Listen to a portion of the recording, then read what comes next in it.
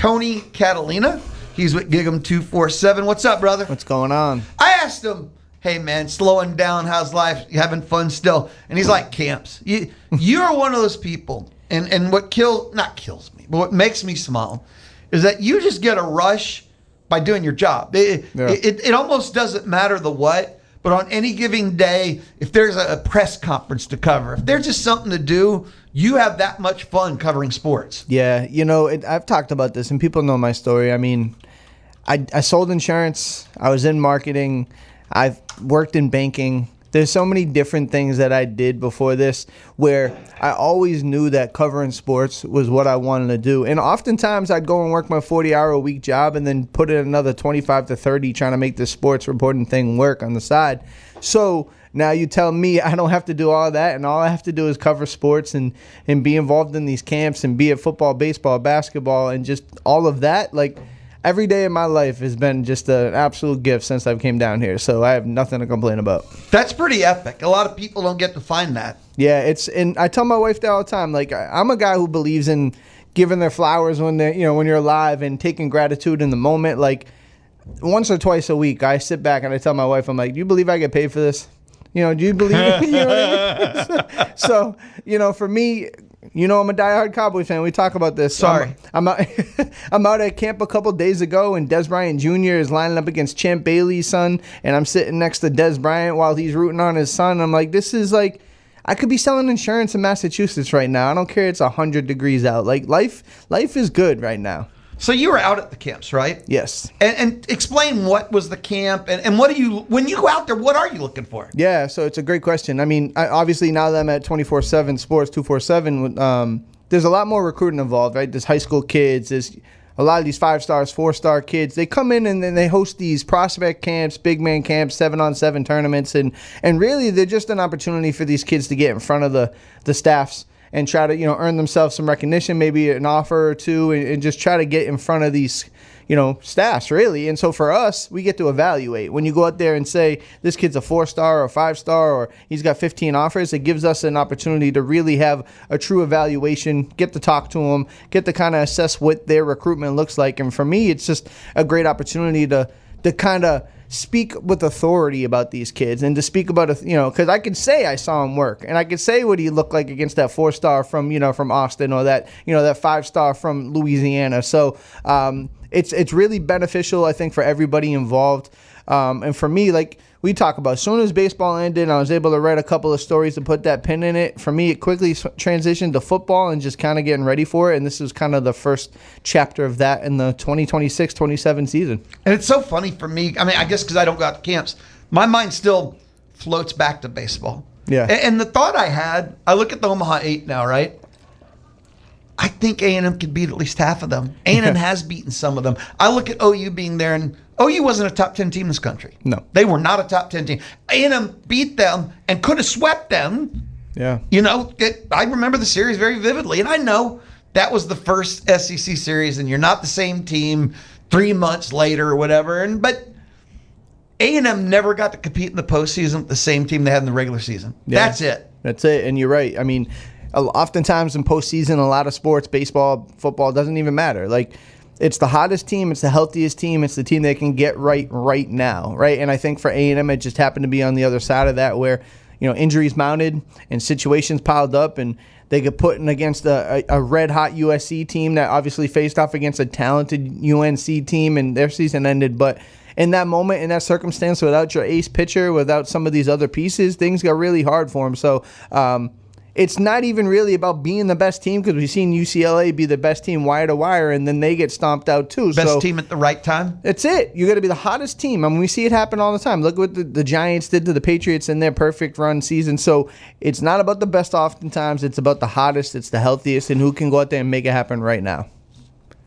It's just not fair. That's all I have. I'm going to do the fan thing. Yeah. I'm not doing professional analysis here. It's just not fair. Again, no, you're right. Team that finished third, the team that built that was not the team they were in the postseason. And it's so crazy, because we had talked about it last week. They're one win away from talking about this team in a different light completely. No matter what happened in the Super Regional, if they got out of it and had to play UNC and Chapel Hill, like, you feel totally different about the season. But it's interesting. Back to the camps. What were you looking for again? What's the Yeah, for me, the great thing is we have K-Drone, who's running the recruiting side. We have Jackson DePasquale, who's with me doing a lot of the really in-depth recruiting stuff. Like, they're going to give you everything you need to know. For me, it was able to kind of take a holistic view, right? Go in there, kind of see who's the top talent, who looks the best. Maybe somebody's underrated. I was able to write about a kid from College Station, yesterday, who's his only big-time offer was Navy. And I see him on the field. I'm like, this kid looks unreal. Like, why isn't he, getting more attention than he's getting right now? So being able to uncover some of that, talk about some of these. I mean, they had five-star quarterback Donald Tabron, who A&M's heavy after. He looked every bit of that five-star, critique. That kid was unbelievable. So just putting that out and with my eyes, being able to see it, to assess it, to evaluate it. So they got another one on Thursday. I'll be out there tomorrow, and it's really good evaluation. I mean, John Meredith, one of the best recruits in the country, five-star. Kid doesn't have to really do much if he doesn't want to, and he's still out there competing with his team. Like, that's the type of competitive nature you want to see. And, okay, so when you're watching these kids, they're in shorts, right? And, yeah. 7-7, all these camp stuff. Well, no, camp stuff. Is it that noticeable? Do they shine? Are they? You see a halo around them on the field that they're that good, even just doing camp stuff. It's honestly really is a difference between a kid who's like a five-star and a kid who's like fringe 3, fighting to find some, a school that wants them. Sometimes these kids come off the bus and it's like, whoa, right? There's some offensive linemen who are already 6'6", 310 pounds, and they move like a linebacker. And then sometimes you have a cornerback like Brandon Arrington was like this last year with the athletic freak. He's breaking Noel Lyles like records in track. You got a kid like Meredith and Donald Tarbon. These are dudes who they step up, they throw the football, it looks different. They're running 10 yards, it looks different. They're cutting on a dime, it just looks different. So that's the really cool part, to get in front of them. Now, obviously, football is played with helmets and pads, and it's on a 100-yard field, but you got to check the first box before you get there. Sure. I like the way you said that. There's the first box. There's a whole list to get before the Saturday. Right. Absolutely. And if you don't believe it means something, every single coach on A&M staff was around, right? Elko's around on the golf cart. Coaches are around. Evaluators are around. They're paying attention. They're taking note. Like, they just know, hey, like, did we miss on this kid? Like, hey, maybe we didn't have a proper evaluation on this kid. Maybe this kid's a little higher than we thought. Maybe this kid's a little lower than we thought. So all of this matters. And to get them in College Station, to get them on your campus, it's just a tremendous benefit to the school. It's a tremendous benefit to the recruit. And they all really serve a big purpose. 979-693-1150. 979-693-1150. You can text me, but really, why would you? Tony Catalina's here. Text Tony. 979-693-1150. Light up the Texas Mobile and Loop Express inbox. Quick Aggie basketball question. I know we're deep in the offseason, but this morning, SEC Power Rankings came out. Sure. CBS Sports. There you go. That's who did it. They put A&M 10. And I know it's hard because we don't know every other roster, to be fair, but did that strike you as right? It's a little better than what a lot of people thought they were going to be last year, right? Where it was, 13th or 14th they were projected to finish. And deep down. Yeah, and so, I mean, I think it's a little bit of a prove-it year again for Bucky where, hey, the roster is going to be different. You're going to have new talent. Can you do it again? I think the difference between a coach who is a flash in the pan and has real sustaining ability is what's the year-over-year improvement look like. So maybe there are still some doubters, right? Maybe there's some people that just, or maybe that's credit to what they think the SEC is. I say this all to say, like, I expect them to be better than 10th in the conference. Like, that's just how I feel. I heard you talking when you're driving in. I'm sorry. I could see them hover right between that 5 to 7 range. If they got to 4, maybe 3, it wouldn't be absurd to me. But they have talent. They can score. The system's already proven to be a winner, no matter what level he's done it at, high school, lower, mid-major, or SEC high basketball. So staying healthy, getting Mackenzie M'Baku back, putting together with PJ Haggerty and finding these pieces. I think we'll be coming back here at the end of basketball season and being like, hey, they were wrong. They were probably a little low. I know their upside's insane. That's the thing. For sure. If it just clicks, and that's Bucky's job. And I happen to have a lot of Bucky stock. I'm an all-in kind of believer with them. But if they click, the infamous thing is, I don't think it's a matter of will, but when. Yeah.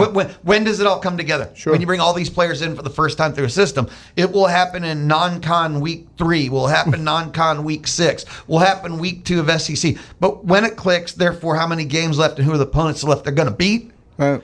The upside on this team, the potential is a lot higher than 10 or maybe even 7. Right. No, you absolutely. I mean, look at everything they had to overcome last year. Didn't have a roster, came in late, tried to put the pieces together, fighting in court literally for your best player on your team, and to find a way to win a March Madness game and to get into the second the next round, and just all that stuff is just built now.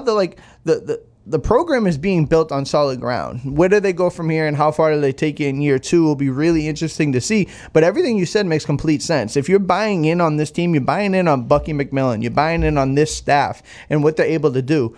I mean, he's a player's coach. He demands excellence from his guys. But on the recruiting trail, you see the people he brings in. You see the talent. You see the guys. They bring the camaraderie in. Like, this is a program that's definitely on the rise, and it's really not a far-fetched to say, like, we're really just kind of scratching the surface of what this could be, and that's why I say year 2 is so important, because if they go and make it to Sweet 16 or find a way to, win that second-round game, like, you're feeling totally different about them. So, man, here's the one thing, though. I wish the basketball season started tomorrow.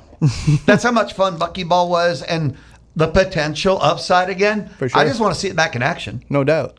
No doubt about it. And that's what he said, right? I think all last year he talked about, like, hey, this is probably not going to be in the team structure that I hope it'll look like. Because he can't get all the players he wanted. So right. He didn't have it's not even the depth. He didn't have the roster he wanted. Right. But what he did say was, we're going to be fun. And we're going to be a team that you're going to want to come to Reed Arena and see play. So that box is checked for sure. Like, that's something that was very abundantly clear. Now they got even more talent. They got more time together, more development. Like, there's no reason to believe that they're not going to be better this year. He was an insane good time. Yeah. Bucky Ball was just... There were 3 games where they just got destroyed from the tip, whether it was their opponent or it didn't click for them. Mm-hmm. So, okay, there were maybe 3 times where, no, that's not a true statement. Yeah. But other than those 3 games, maybe... Yeah. They were awesome fun to watch every night. And he owned it, right? Like, he had talked about, hey, guys. Like, he apologized on a couple of them, right? Didn't he? Yeah, and sometimes it's going to be like this, and we're still a work in progress, and this is going to look a lot better than, a year from now will probably look a lot better than we do right now. But, hey, like, in between that, finding a way to find the success they did, you got to be incredibly encouraged by all that. Have you ever heard of Rusty Burson? Of course. I just got to check these things. He's an Aggie historian and author. Thursdays at 1, he hangs out with me on the D4 Land Services hotline. And he texted. And it's simple. Bucky is going to shock the world. A&M will finish in the top 5 of the SEC. I like it. I mean, it's really no reason. I mean, it's right there for him. I mean, the SEC was, by all indication, a little down last year from the year prior. Who's to say A&M can't be one of the top 5 teams in the SEC? And now things are different, right? Like, they got talent. They got real scorers. You're talking about building out a staff. You're building out a roster with legitimate scoring power. If you got a Mackenzie Mbaku, who was, a potential lottery pick before his injury, and you talk about a PJ Haggerty, who was one of the best scorers in the country. Now you add some pieces and some talent around them. You put the system in there that puts a real bind and stress on other teams. This is a team that could be an absolute darling of college basketball. Well, I think that's when I said the upside, right? The upside, yeah, they can easily be a top 5 team. For sure. Because I think at the top 5 fringe was like, Arkansas was like 4. I think Kentucky was 5, and maybe Vandy was 6. And I think A&M can hang with a Kentucky on the upside when it clicks. Is it before SEC play? Is it? There's a lot of factors into that, but I think the upside of it is true. For sure. And so, like, when I look at it, evaluate year by year, obviously things change and rosters change and the conference itself changes, but I just don't see a world where this team is worse than they were last year. And last year they were... Oh, yeah. You know what I'm saying? Now, 11 wins, right? Like, yeah. That's it's a lot of SEC wins. It is, but it's highly achievable again. Right? Agreed, but it's still a lot of wins. For sure. A league that upgraded heavily this offseason from a talent standpoint, talent acquisition standpoint. But one of my complaints, I say this often, I don't think the SEC is deep in coaching talent. Fair. I think there's a lot of phenomenal recruiters who roll out the ball. Yeah. I could be wrong. Hey, listen, but you're right. Like, the scheme is what is Bucky got a lot of wins off of scheme and just effort and just high intensity and bringing his style of play. Now, if you try to even up the playing field as far as talent-wise with that scheme, then you're talking about a team, like Rusty said, potential top 5, in the conference. I can't believe Rusty was right about something. 979-693-1150. You can light up the Texas Mobile and Lube Express inbox. This is the Louis Bellini Show, presented by CC Electric. Okay, I got a question for you. Mm-hmm. You'll get 3 minutes and change to think about it. We'll take a timeout. SEC football, A&M, where do you put them in the power rankings? Because I have found, and we got the way too early, this, that, power rank, and everything. And Aggie football, I think, just depends on where you feel about other teams. Because everyone puts their flavor of the month, the team they're sweet on, and then goes, oh yeah, and A&M. Or teams are not really sweet on, and they put A&M in front of them. I almost feel like A&M is just, I don't know, an innocent victim in some people's power rankings.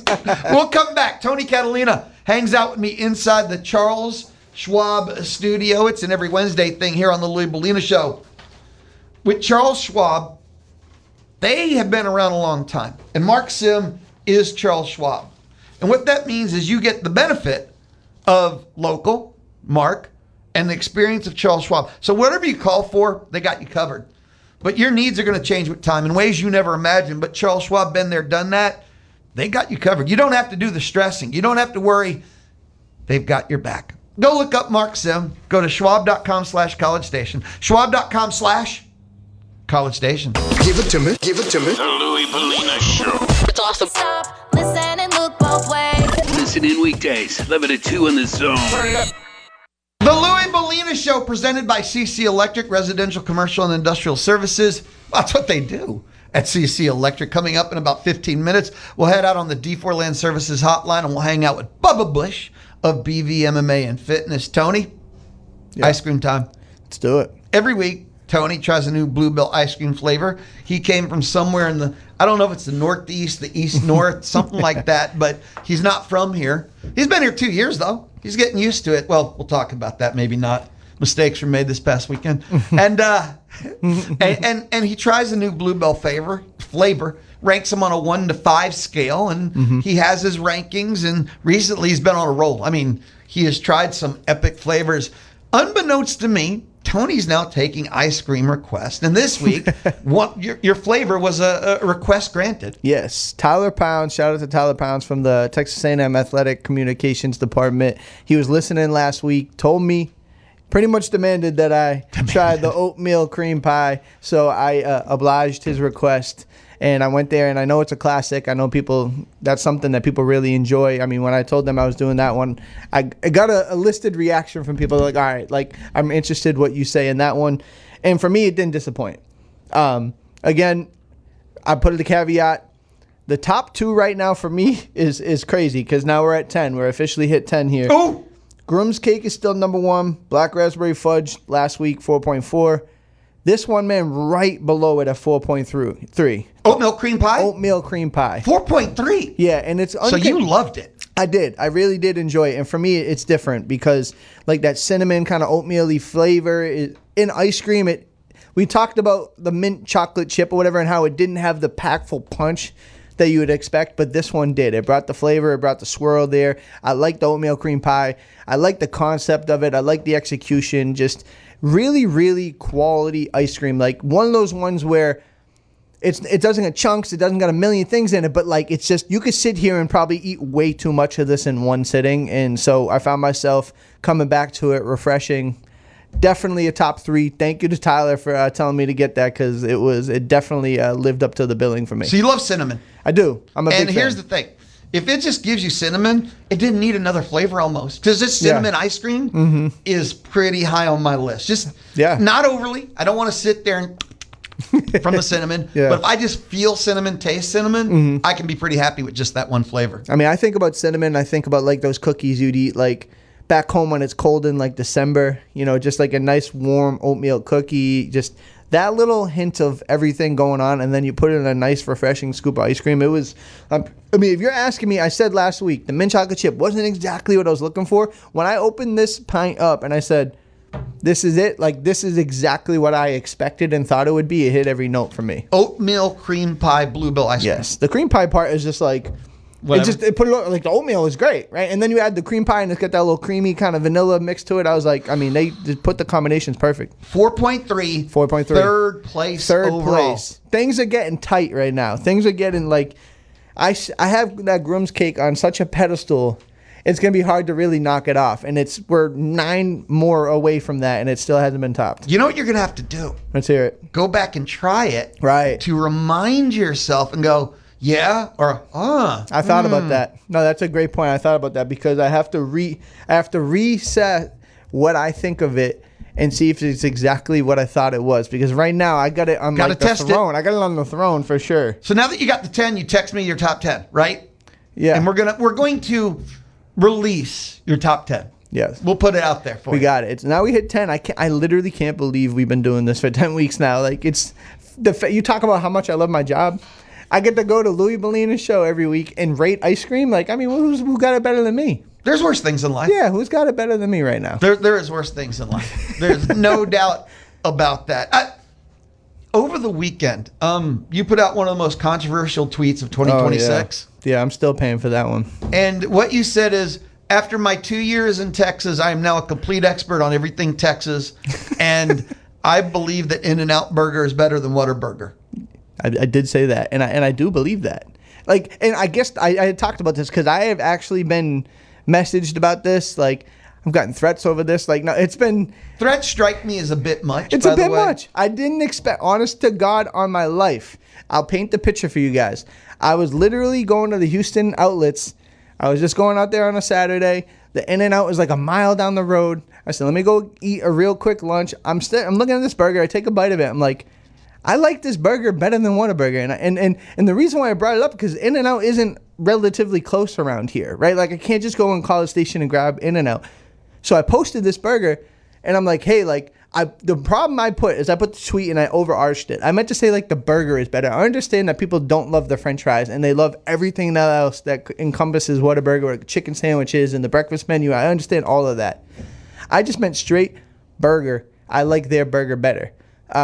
So that enlisted an absolute outrage I've never seen. But to be fair, the one thing I've seen from people is that probably 2/3 of the comments where we agree, because post 2019 they sold to private equity. It's not the same company. It's not the same burger anymore. That was like the overarching comment. So I'm like, so you guys are attacking me for an opinion you kind of agree with, but you're defending it because you have to defend it, which I respect. Go down with your burger. That's it. I just didn't expect it. And speaking of the camp, I got to the camp, last week or 2 days ago, and I can't tell you how many coaches that will remain nameless came up to me like, "Well, you gotta get out of here. You don't get the right burger review." So I did not expect it, and I did not do it for clickbait. I had no idea it was gonna blow up like it did. That was crazy to me. I could have told you.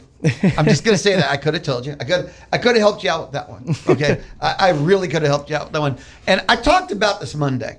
Here's my kind of Texas In-N-Out Burger does not beat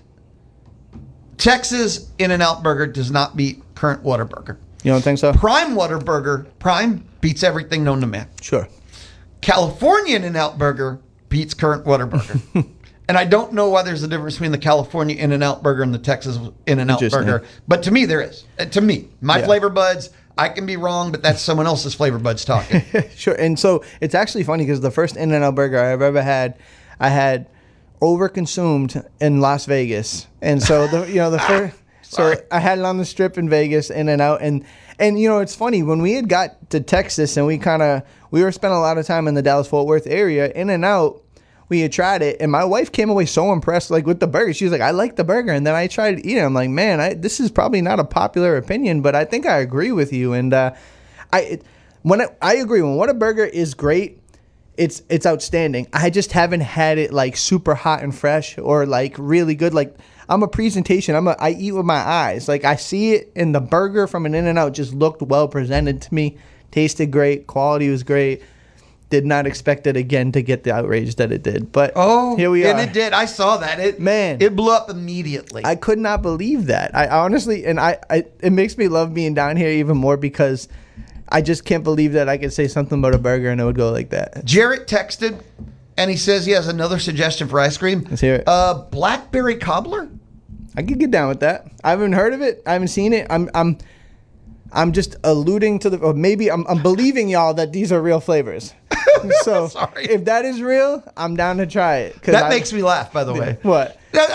I I'm just believing you. That's if it. it's not a flavor, you'll find out later. I'm moldable clay. I mean, and that's the thing. Where's the best place around here? If somebody could text me, DM me, message me on Twitter, where's the best place to get ice cream? Because the Kroger I go to is got limited selection. So now I'm 10 deep. I'm having trouble finding like new flavors that are like in that Kroger. I'm gonna have to hit different stores in town.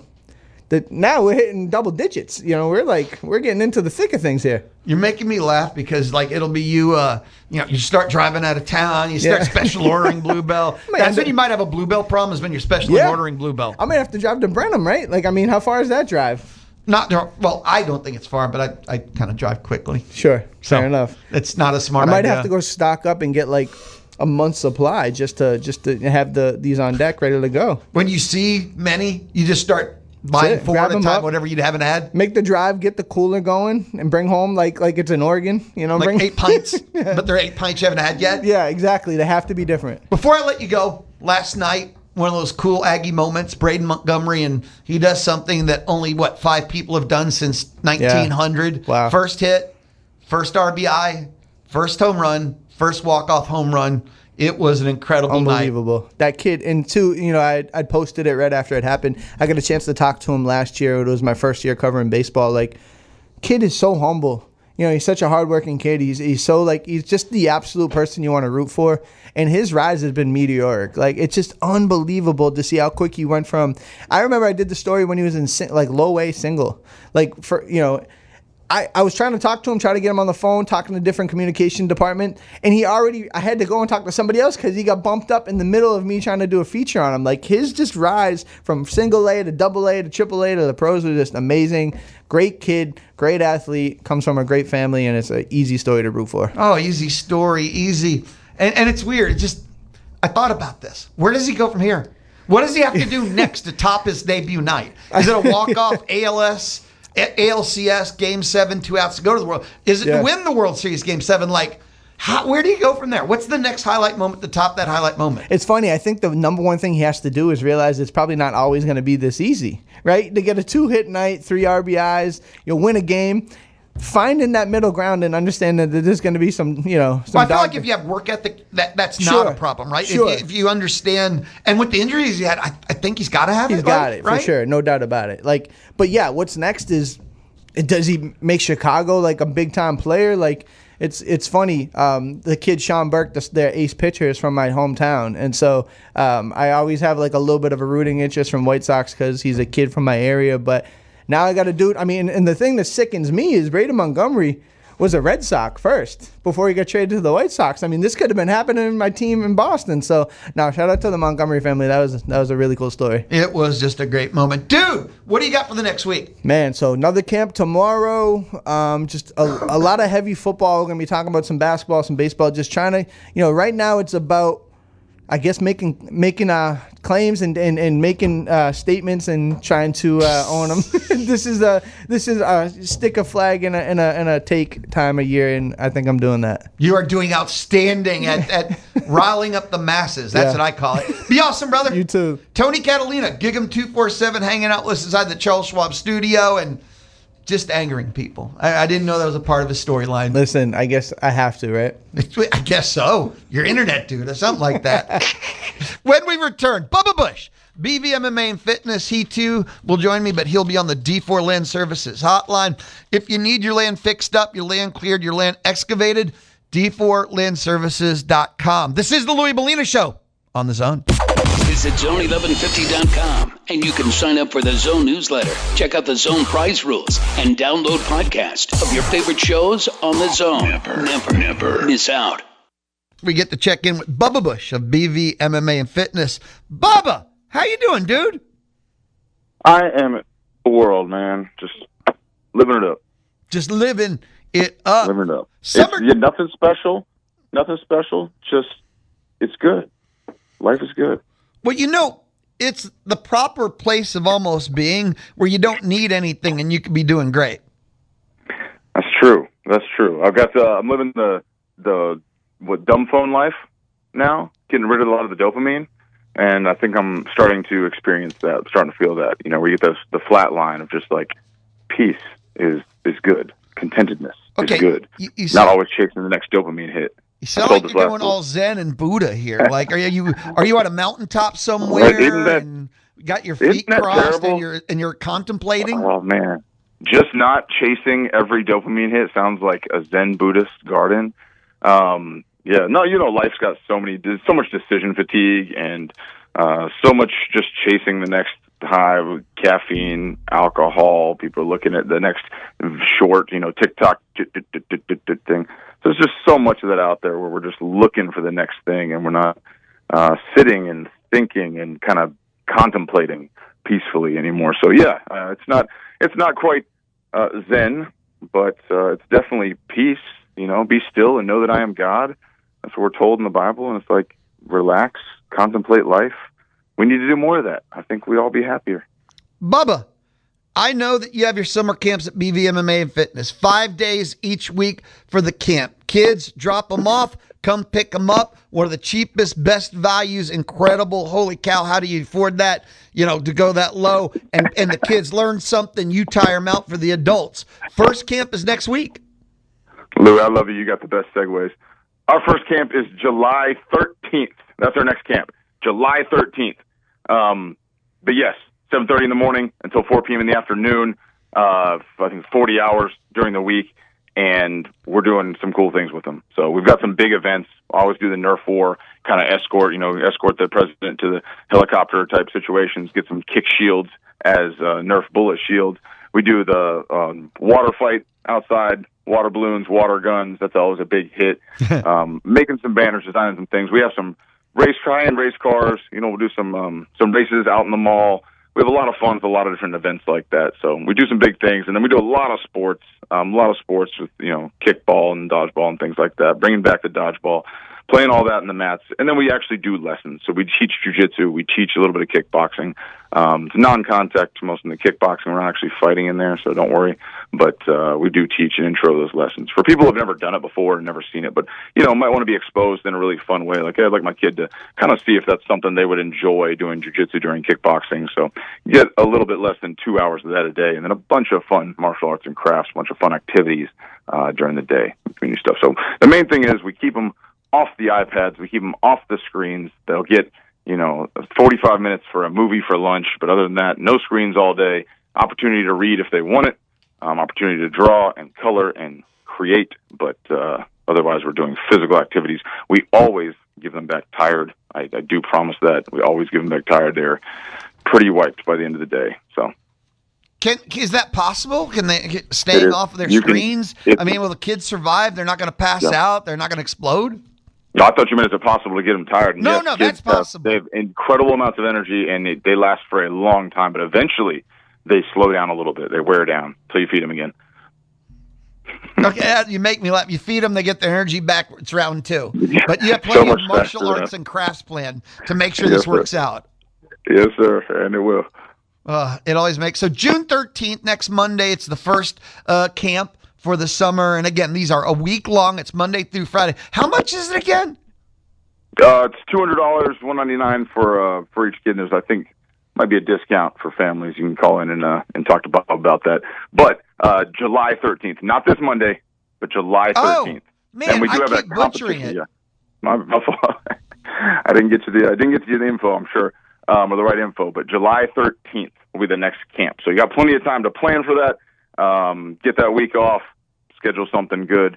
And then July 27th is the competition camp. So a little bit different, but if you do have a child that does martial arts or wrestling, good for wrestling as well. Any kind of sport where wrestling will benefit them, like football, then we're working on a lot of different body control, movement, gymnastics, wrestling, weightlifting, explosive weightlifting, clean and jerks, that sort of thing. So we have different sessions in those competition camps. But that is a very competition-minded camp, and that is on July 27th for any kids that want to be, improve in their sports and their athletics. So the next camp is July 13th. July 13th. Hey, Lou, it's July 13th. There we go. July 13th. July 13th. Plan ahead. What else do you have going on at the gym right now during the summer? During the summer, we do have ADCC coming up. This is the biggest no-gi, not wearing the uniform, but just wearing, normal athletic clothing. This is the biggest tournament in the world, and there are some qualifiers up in Dallas. And so you start there, you win those, you move on to the bigger tournaments, and then you win those, and then you go on to the finals, which are now in Las Vegas, but used to be in Abu Dhabi, overseas. So biggest no-gi tournament in the world. So we're competing in that in about, 2 weeks? Oh, 10 days. 10 days, a week and a half. So not this weekend, but next weekend we'll be up in Dallas for that. So that's a big thing on our schedule right now, big thing on our goal. So, competition, Billboard. test what you know, go and make it happen. What's the point of doing it if you don't, test it? That's just part of your base core philosophy, and we've talked about it many times, but one of those things, I don't know, I hear that every time, and it makes me understand, I don't know, your belief system, and others can get that instilled in them too. We do love it. Yes, I like centering around the truth, and when we talk about martial arts and what we're doing, yes, we are working on fitness. Like, yes, we want to increase our focus. Yes, we want to increase our peace and discipline and body control and awareness, everything else, all the good things that come with it. But that's not the core of it, right? The core of it, the reason it started was for self-defense, was for fighting. And so fighting is different from self-defense only in that self-defense is a fight you don't want to be in, right? So sport fighting, as we both want to be there, we made an agreement. Every other fight you're going to be in is just self-defense. It's just a fight I don't want to be in. I want to de-escalate. I want to get out of. But if I can't, I still have to finish it. I still have to end it enough that I can escape that situation. Typically, running gets you tackled from behind, right? Unless you incapacitate them for a second. So the old adage is like kick them in the groin and run, right? You've got to slow them down for a second. You've got to get their hands off of you. You've got to get out of their grips, off the ground if they've already tackled. So, again, Bubba, this is real world. Bubba, this is self-defense and more, and the competition. Okay. Oh, man, did I lose you? Oh, you cracked up, yeah. It was weird. It seemed like you were in mid-roll, too. No, my fault. It's complete the It's thought, over. man. I was saying, even self-defense in fighting, right? Fighting is every time you're in a fight, you don't want to be there, you want to de-escalate it. That's what makes it self-defense, but it's still a fight. You have to incapacitate them enough to get away, or you have to free yourself from whatever grip, hold, or tackle they have on you. So it's like when you come in, we like to learn it in the context of a real fight. And so when there are more sport-specific things, like every time that we adapt fighting and turn it into a sport, boxing, we say, you can't kick my legs, you can't tackle me. It's not fighting. It's a sport. And I'll take flack for that. Like, it's not really fighting.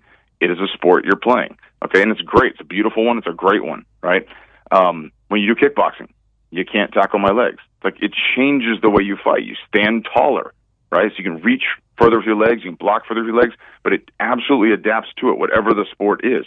Even Taekwondo, right? We see you can't kick me in the head, or you can't punch me in the head. You can only punch me in the chest. And so now our hands come way down because they're only blocking kicks. They only have to come up when you're kicking me in the head. You can't punch me in the head. I'm just going to punch you in the chest. Everything changes. Greco-Roman wrestling. You can't touch my legs. You can only throw my upper body. Completely different sport than freestyle, where you can shoot in and trip and change my legs. So every sport just makes adaptations, and we try to think of this and teach this in the most pure form possible. So MMA is the purest form of the sport. You still can't bite. You still can't eye gouge, but biting and eye gouging are obviously easier when you're on top than when you're on bottom. When you're in a chokehold, it's harder to reach back and punch someone. So anything that's going to be legal or allowed in any fight situation is going to be better if you have jiu-jitsu and wrestling and MMA in your toolkit. You can actually get into those positions.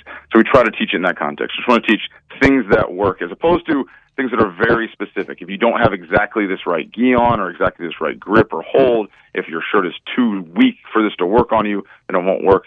So we try to teach things in these contexts where it's always going to apply. It's going to apply to self-defense. It's going to apply to law enforcement. It's going to apply to physical fighting, sport fighting, and it's going to apply to sport jiu-jitsu, sport wrestling, other athletics as well. So we try to teach things in this general sense of it applies everywhere. It's true of all situations rather than getting too specific. In the modern world, be able to defend yourself, your family, your loved ones, the people around you. And as Bubba said, the word defense sometimes gets misconstrued. Be able to fight. It's what it ends up, breaking down to. Bubba, where can people go for more info? BVMMA.com, BVMMA.com, Brazos Valley Mixed Martial Arts, BVMMA.com. It's got a lot of information on there. Definitely has a place you can shoot us a message, ask some questions if you need any. But there's a lot of rundowns on the classes we have, what's available, the schedule, what times, et cetera, et cetera. BVMMA.com. Where are they located? What's the phone number? What's an email address? Class schedule. Wait, what events do they have coming up? BVMMA.com. BVMMA.com. Bubba, what about for you personally? I know you do continuing education. I know you train others. What do you have coming up next? I'm glad you asked, but it's my wife's birthday on Friday, so that's what I have coming up next. Yeah, cousin's flying into town and taking to a family reunion, river trip, all that good stuff. But I'm planning a day for her and a weekend together with my family. So that's what's big in my world. An epic family weekend. Be awesome, brother. Always great to say hi. And I appreciate thank you for what you do, man. You too, Louis. Be great. Have a great day, man. Bubba Bush of BVMMA and Fitness joining us on the D4 Land Services hotline. If you're looking for some pond construction, forestry mulching, D4landservices.com. A custom metal building from the ground up, D4landservices.com. And if you want to get your land fixed up, your land excavated, your land cleared, go to D4landservices.com. This is the Louis Bellina Show, Wednesday on The Zone. This is Brazos Valley's home for Texags Live. Louie and Jeff, The Zone. 1150 AM and 93.7 FM. The Louis Bellina Show, wrapping things up at least on a Wednesday. Tomorrow's Thursday, calendar enabled. Yes, I am. A&M legend Coach G joins me at 12 noon. The World Cup begins tomorrow. Coach G will join me inside the Charles Schwab studio. 1 o'clock tomorrow, Rusty Burson, Aggie historian and author, will join me on the D4 Land Services hotline. That is all Thursday here on the Louis Bellina Show, presented by CC Electric. As we head out the door, go to the Diamond, MLB. Astros got destroyed by the Angels 10-1. I always look for optimism. There's always something, right? I got nothing. Paredes committed 2 errors. Nobody went yard. Tang got destroyed. I got nothing for you from last night's game. The rubber game, Astros took game 1. Angels took game 2. Game 3 is tonight on Willie 1550 AM, 8:10. Astros baseball, 90% of the time, is on The Zone, 1150 AM and 93.7 FM. Select games are on Willie 1550 AM. Astros baseball, no matter where you hear it on the Bryan Broadcasting family of stations. Astros baseball is thanks to Kelly Burke-Dozer. Last night, the Rangers opened a 3-game series with the Kansas City Royals. 5-3, KC takes the dub. 4-run 6th inning. Young with 2 hits. Nemo with 2 hits. Evaldi was cruising, but the 4-run 6th. He didn't get out of the inning. 5 2/3. Game over. That was pretty straightforward. You take a look at the AL West. Seattle 7-3 in their last 10. Seattle's won 2 straight. They have a 3-game lead on the Rangers, 3.5 on the A's, 5.5 on the Astros. And if you're Houston, I know Texas is only 3 back, so they're in the race, but wild card. And yesterday, me and Joe Sheehan of the Joe Sheehan newsletter, it was wild card, because I really didn't bother looking at the wild card till June started. And once you did, you realized how wild the wild card truly is, especially in the American League. Up next for the Angels, because that was game 1, Angels. Up next for the Rangers. That was game 1, like I said. So they continue along. As we head out the door here on the, I'm going to go Wednesday edition still of the Louis Bellina Show, presented by CC Electric. Lifestyles. I love to look at this day in history kind of thing. Well, this day, June 10th, 91 years ago, 1935, Alcoholics Anonymous was founded in Akron, Ohio by Dr. William G. Wilson and Dr. Robert Smith. Why do both those names sound fake? Will Wilson, Robert Smith. But they're not. In 1943, June 10th, 83 years ago, the ballpoint pen was patented by Laszlo Biro of Budapest, Hungary. In 1944, that's 82 years ago, Joe Nuxall became the youngest pitcher in Major League history. He made his debut at 15 years, 10 months, and 11 days. He walked 5 batters in less than an inning. It was no Braden Montgomery. Finally, in 1978, 48 years ago, Affirmed won the Belmont Stakes, captured horse racing's Triple Crown. And only 13 horses ever have won the Triple Crown since American Pharoah finally did it in 2015 after that. All right, I got to go. Look, hope you had fun. Tony Catalina, Chip Howard, Bubba Bush. I'm back tomorrow at 11. This has been the Louis Bellina Show from inside the Charles Schwab studio. The Louis Bellina Show presented by CC Electric.